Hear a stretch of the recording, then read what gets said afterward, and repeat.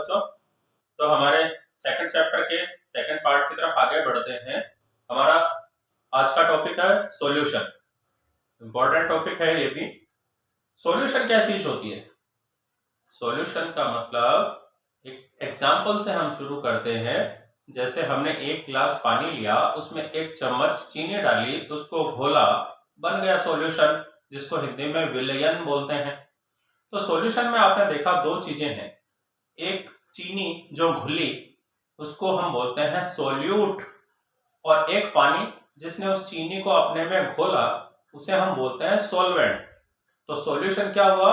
दो चीजों का मिक्सचर हुआ। Solute plus solvent equals to solution. एक घुलने वाली चीज सोल्यूट, एक घोलने वाली चीज सॉल्वेंट। तो हम इसको डिफाइन करते हैं। Solution it is formed when one और मोर सब्सटेंस, एक या एक से ज्यादा सब्सटेंस जिनको हम सॉल्यूट कह रहे हैं, आर कंप्लीटली डिसॉल्व, पूरी तरह से उसमें डिसॉल्व हो जाएं इन अनदर सब्सटेंस जिसको हम सॉल्वेंट कह रहे हैं। That combination is known as solution. अब हम बात करते हैं कंपोनेंट ऑफ सॉल्यूशन। तो हमने पहले ही बात की कि सॉल्यूशन के दो कंपोनेंट होते हैं, एक सोल्यूट, एक सॉल्वेंट। एग्जाम्पल के लिए सॉल्यूट शुगर है और सॉल्वेंट वाटर है। अब हम बात करते हैं टाइप्स ऑफ सॉल्यूशन। आप यह नहीं सोचिए कि हमेशा नमक पानी में घुल गया तो सॉल्यूशन, चीनी पानी में घुल गई तो सॉल्यूशन। सॉल्यूशन की बहुत सारी वैरायटीज होती हैं, बहुत सारे तरह के सॉल्यूशन होते हैं, उनको हम यहाँ समझने की कोशिश करते हैं। पहला एक्वस सॉल्यूशन। देखिए, अगर कोई भी सोल्यूट मतलब घुलने वाली चीज अगर पानी में घुल के सॉल्यूशन बन रहा है, that solution will be known as aqueous solution. मतलब पानी में कोई चीज घुलती है, दैट इज एक्वस सॉल्यूशन। यहां मैं एक बात और आपको बताना चाहूंगा। वाटर को, पानी को हम यूनिवर्सल सॉल्वेंट बोलते हैं। यूनिवर्सल सॉल्वेंट क्यों बोलते हैं? क्योंकि इसमें अधिकांश चीजें घुल जाती हैं। पानी में अधिकांश चीजें घुल जाती हैं, तो ये ऐसा है जो लगभग बहुत अधिकांश चीजों को अपने में घोल लेता है, इसलिए इसको यूनिवर्सल सॉल्वेंट बोलते हैं। अगला चलते हैं नॉन एक्वस सॉल्यूशन। अगर कोई चीज पानी के अलावा दूसरी किसी लिक्विड चीज में घुल रही है तो हम ये बोलेंगे that is non aqueous solution. जैसे आयोडीन होता है, उसको हम पानी में नहीं अल्कोहल में घोलते हैं, तो आयोडीन का मिक्सचर अल्कोहल में बनता है तो उसे नॉन एक्वस कहेंगे, क्योंकि आयोडीन पानी में नहीं घुला है। हमने इस सॉल्यूशन में पानी को यूज नहीं किया, हमने अल्कोहल को यूज किया, उसमें आयोडीन घुल रहा है, तो पानी के अलावा कोई सॉल्यूशन बनता है तो हम उसे बोलते हैं नॉन एक्वस सॉल्यूशन। अगला है सॉलिड सॉलिड सॉल्यूशन। यहाँ विशेष ध्यान देने की जरूरत है। हम हमेशा ये सोचते हैं कि कोई लिक्विड चीज होती है, उसमें कोई सॉलिड चीज घुलती है, यही सॉल्यूशन है। नहीं, देखिए, सॉल्यूशन का मतलब है दो या दो से ज्यादा चीजों का आपस में इस तरह से मिक्स हो जाना कि उनमें फर्क नहीं रहे। जरूरी नहीं है कि ये वाटर मतलब लिक्विड और सॉलिड हो, ये कई तरीके से होंगे जिसको हम देखते हैं। जैसे हम यहाँ देख रहे हैं सॉलिड सॉलिड सॉल्यूशन। और सॉल्यूशन का मतलब आप ये भी मत समझिए कि हमेशा बहने वाली चीज ही सॉल्यूशन होती है, लिक्विड ही सॉल्यूशन होता है। नहीं, सॉलिड सॉलिड का सॉल्यूशन कैसे होगा? जब मिश्र धातु एलॉय जिसको हम बोलते हैं, जैसे पीतल, कांसा, ये प्योर फॉर्म नहीं है। पीतल और कांसा में हम क्या करते हैं? दो मेटल को मिक्स करते हैं। जैसे आप पीतल ब्रास की बात करते हैं तो उसमें जिंक और कॉपर मिलता है। अगर हम कांस्य ब्रॉन्ज बोलते हैं, ब्रॉन्ज मेडल आपने सुना होगा, थर्ड पोजीशन पे आने वाले को ब्रॉन्ज मेडल कहते हैं, कांस्य पदक। तो जो ब्रॉन्ज होता है वो कॉपर और टिन के मिलने से बनता है।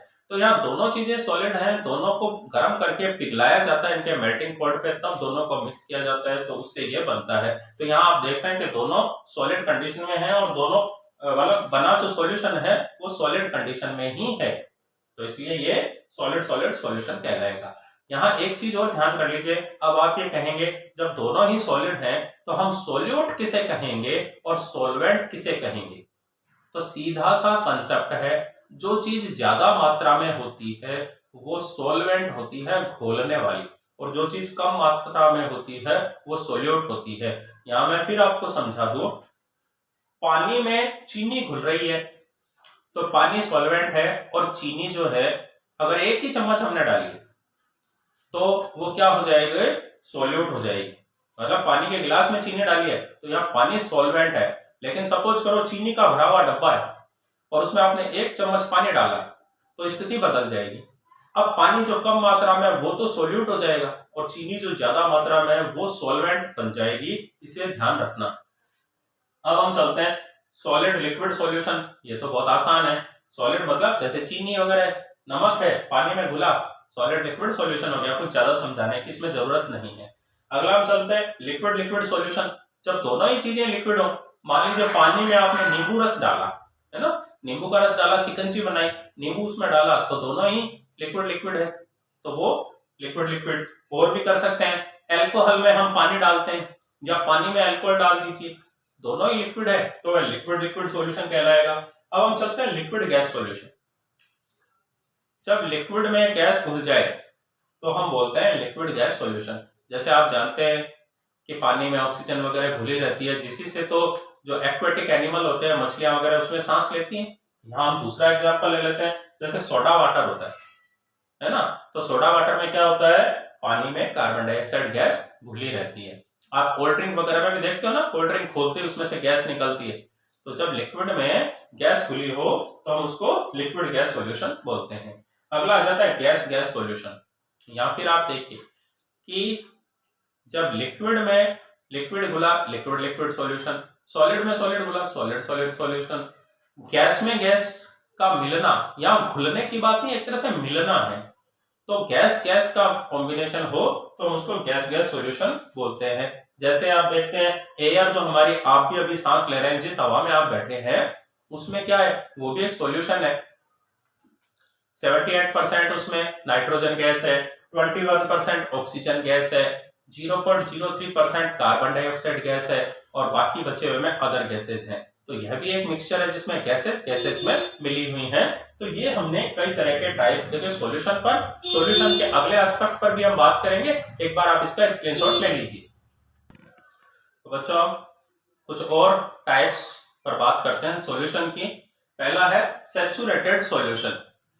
सैचुरेटेड को अगर हम हिंदी में कहें तो बिल्कुल पेट भरा हुआ हो जिसका, जैसे मान लो हम खाना खाते खाते बिल्कुल भर जाए कि भी अब तो और कुछ जा ही नहीं सकेगा, 1 चम्मच भी हम और नहीं खा सकेंगे, इतना पेट भर जाए, तो हम कहते हैं सैचुरेटेड हो गए, तृप्त हो गए। तो ठीक वैसे ही जब सॉल्वेंट में जो सोल्यूट की मात्रा इतनी अधिक हो जाए, मतलब उस लिमिट पर आ जाए कि उसके बाद में उसमें कुछ और नहीं घुले, तो हम उसको सैचुरेटेड सॉल्यूशन बोलते हैं। तो a solution obtained by dissolving मतलब घोलना, the maximum amount of solute, maximum amount of solute मतलब जितना अधिकतम घुल सकता है उतना घुल जाए in a given quantity of solvent. Solvent में जो हमें दिया गया सॉल्वेंट में, उसमें मैक्सिमम, जैसे मान लो पानी में हम चीनी डाल रहे हैं, 1 चम्मच डाली घुल गई, 2 चम्मच डाली घुल गई, 3 चम्मच डाली घुल गई।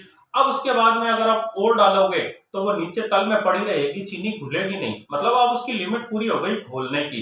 तो उस, और इसमें ध्यान ये रखना पड़ता है कि उसमें कांस्टेंट टेम्परेचर और प्रेशर होना चाहिए, क्योंकि टेम्परेचर आप बढ़ा दोगे, मान लो उसी पानी को अगर आप गर्म करना शुरू कर दोगे तो वो 4थी चम्मच चीनी भी घुल जाएगी। तो हम बात करते हैं कांस्टेंट टेम्परेचर और प्रेशर पे, जब मैक्सिमम अमाउंट ऑफ सोल्यूट जो that can be dissolve in the solvent वो आ जाए तो हम उसको बोलते हैं सैचुरेटेड सॉल्यूशन।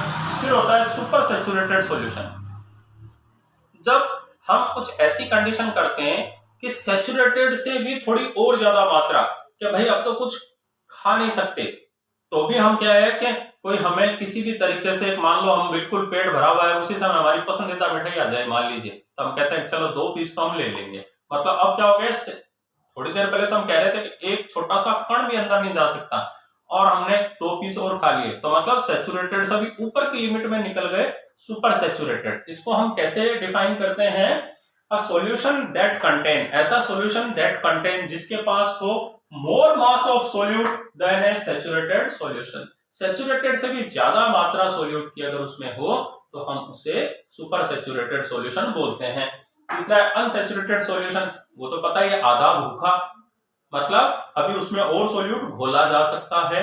तो इसको डिफाइन करेंगे, a solution that contains lesser, मतलब कम quantity of the solute than the saturated solution. जब थोड़ी और गुंजाइश हो, सैचुरेटेड मतलब बिल्कुल भरा हुआ, पेट भरा हुआ, लेकिन उससे अगर कम खाया है कि भाई अभी थोड़ा कुछ और आ सकता है, तो हम उसको अनसैचुरेटेड सॉल्यूशन बोलते हैं, कि जिसमें अभी सैचुरेशन आने से मात्रा थोड़ी कम है, इसमें और सोल्यूट आसानी से मिलाया जा सकता है। नेक्स्ट हम चलते हैं, कब सोल्यूबिलिटी किसे कहते हैं। देखो सोल्यूबिलिटी मतलब हर सॉल्वेंट की सोल्यूबिलिटी अलग होती है, कि वो अपने में कितनी चीज और कौन सी चीज कितनी घोल सकता है।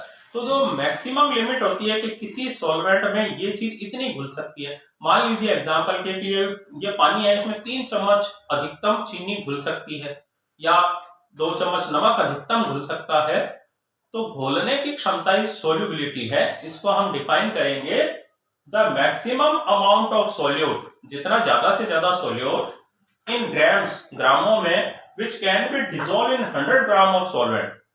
100 ग्राम पानी लिया और जो भी सोल्यूट डाल रहे हैं, जितना अधिकतम उसमें घुल सकता है on a given temperature and pressure, तो that will be known as solubility.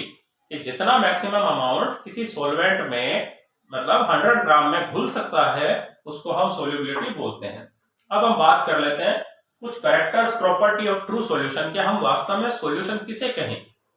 तो उसमें पहला आ जाता है, a true solution always clean and transparent in light.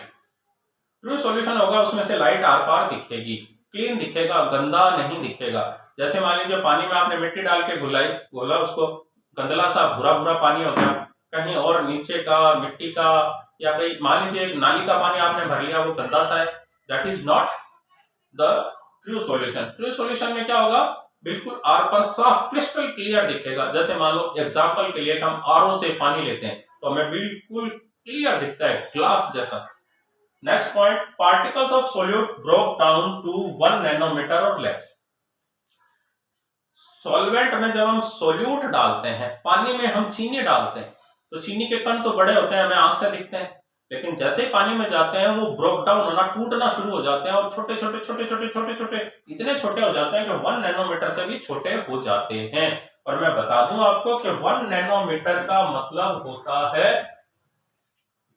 10⁻⁹ metre, इतना छोटा। तो वो चीनी के कण छोटे होते होते होते उसमें घुलते जाते हैं, इसीलिए वो फिर अलग से दिखते नहीं है। थर्ड पॉइंट चलते हैं, it can completely pass through filter paper.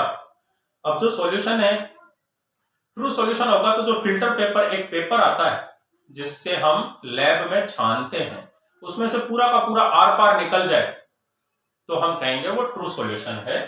अगले फीचर की तरफ चलते हैं, particles of solute do not settle down. आपने पानी में चीनी डाली, उसको घोला, घुल गई, क्या ऐसा होता है चीनी नीचे बैठ जाए? नहीं होता है, तो वो ट्रू सॉल्यूशन है। पानी में आपने मिट्टी डाली, एक बार हिलाया तो मिट्टी थोड़ी सी उसमें घुल गई, पानी गंदा सा हो गया, लेकिन 5 मिनट छोड़ा, सारी मिट्टी नीचे बैठ गई, it means that is not a true solution. अगला point, the solute can be easily be recovered by evaporation or crystallisation.